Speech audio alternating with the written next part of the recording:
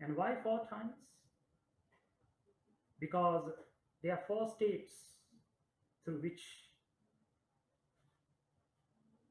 the reality is appearing and disappearing in you. The Jagrat, the Swapana, the Sushupti, and the Turiya, which is the awakened state, the dream state, the deep sleep state, and the fourth state it is called. It's called the fourth state. There's no, because it is the fourth state, so it's called the fourth state. The others is not called the first state, second state, third state. They're given names, specific names.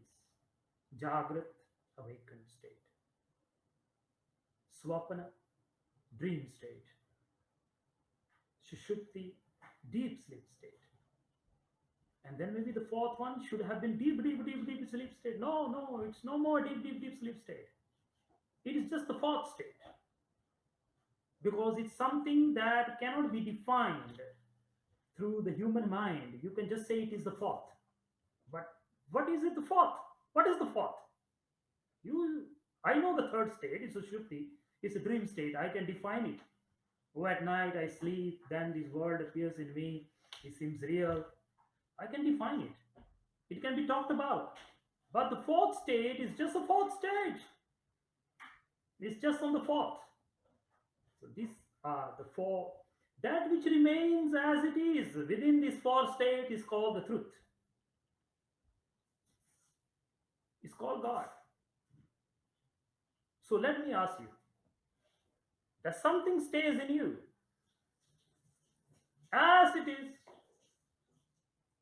when you are in the awakened, when you are in the dream, when you are in the deep sleep, that something stays with you as it is. You know what stays with you? Knowing this is called self-realization. You know, you have read books on self-realization. This is self-realization. You don't need a book to know this. Because if it is a self, it should be known through this. It cannot be known through a book. Book is a second-hand experience. Self-realization. So what stays with you, my friends? If you were to die, this is called one-hand clap. You may have heard this in the Zen tradition. This is referred to as a one-hand clap. How can there be one-hand clap? It doesn't exist. But then the seeker contemplates. And again, he comes back to the master. And one day, nobody comes back. When you have heard, you cannot come back. If you come back, you have not heard. The Sufis, they say, listen to this. कोई मंजिल की खबर क्या लाए, कोई मंजिल की खबर क्या लाए, काफिला जो भी गया नहीं आया, कोई मंजिल की खबर क्या लाए, काफिला जो भी गया नहीं आया. How can I know the method of reaching my beloved? How can I know the method, the tool, the technique to reach my beloved? For whoever have gone to meet the beloved, for whoever have gone to meet the beloved never returned. So if somebody returns, goes to the beloved, and then he returns, and then he can tell you the method, he can tell you the tool, he can tell you the path. But the Sufis, they say, whoever went to search the beloved and met the beloved, he never came back. So if nobody came back, how do we know how to reach that? That's why it's called the mystical path. That's why it's called the path of the mystics. Those who have gone mad, Those who have gone mad, those who have learned to whirl, those who have learned to dance. You can only rejoice the meeting.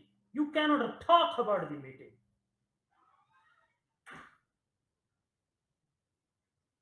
You can only rejoice the union. You cannot talk about the union. It's like you meeting your beloved for the first night. Whatever happened in the darkness of the night, whatever happened in the darkness of the night, only you and your beloved knows. You cannot come out in the public next day and tell what happened on that bed. That is the experience of you meeting the divine, meeting the Guru.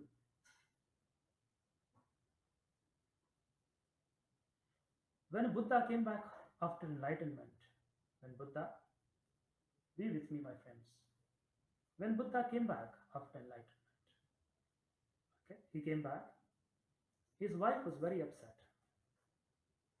Why you left like a thief? Why did you left like a thief? If you had talked to me, if you had expressed to me, look, I am a seeker, I need to find the truth. This is my vision, this is what I want to do. Talk to me, you should have talked to me.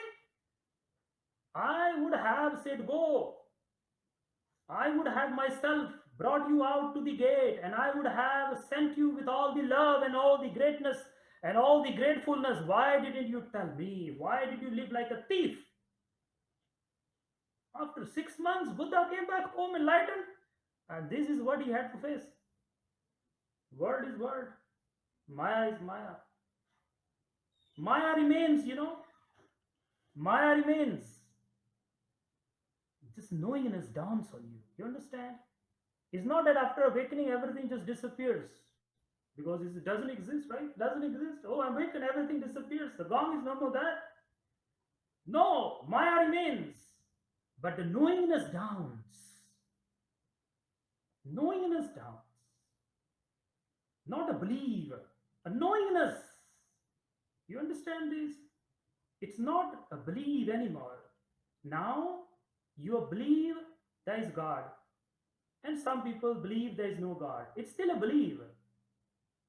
It's a belief. We live in a belief system. We call it faith. It's just a faith. It is based on falsehood. Your faith is based on false. You don't know, you believe it. Awakening means you know. It's no more belief, it's a living experience.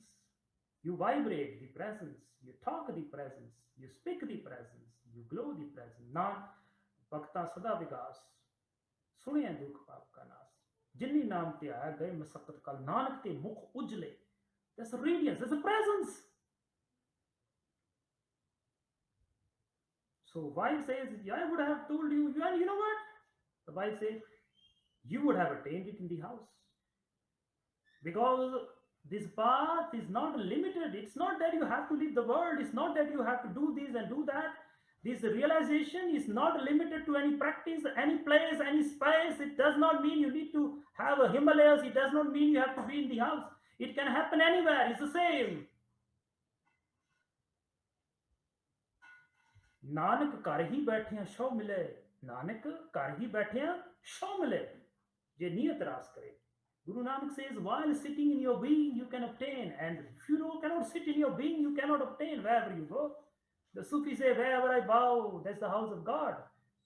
Wherever I bow, house of God. Because God is everywhere. I can bow now here, this is the house of God. So she was very upset. And because she was very upset, she kept complaining and complaining. Buddha, after all, has been awakened, so he did not react. Thank God he did not react.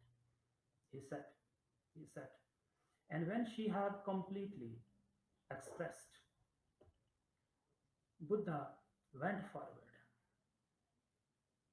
and held her by her shoulders as though to embrace her, as though to dissolve her in her being, in his beingness, as though he wanted to dissolve her In that flowering, that fresh flowering, that fresh fragrance that has downed, that has bloomed, he went forward with love in his eyes and with tears flowing in the eye. He held her, and Buddha said, that who left, that who left in the middle of the night, that who left like a thief in the middle of the night, the one who went never returned. The one who's standing in front of you is someone else. The one who went never returned. A seeker who goes never returns. If he returns, he's not a seeker. A lover in search of the beloved never returns. If he returns, he's not the lover. The one who returns is the beloved. The one who returns is the beloved. You know, if the sugar cube goes into the hot water to know the depth and the taste of the hot water, what happens? It dissolves. It cannot return to tell you how the hot water was. That's what happens. Nanak लीन पयो गोविंद स्यों ज्यों पानी संग पानी, like water merges into the water and loses their individuality, like that I and my beloved became one. Nanak का जियो पिंड गुरु है, गुर मिल तृप्त आगाही. Nanak, Nanak says, my body, my mind, my being is now saturated with my beloved, is saturated with the Guru. I don't exist anymore. The Guru is vibrating in me. Now I'm not. Only my beloved is.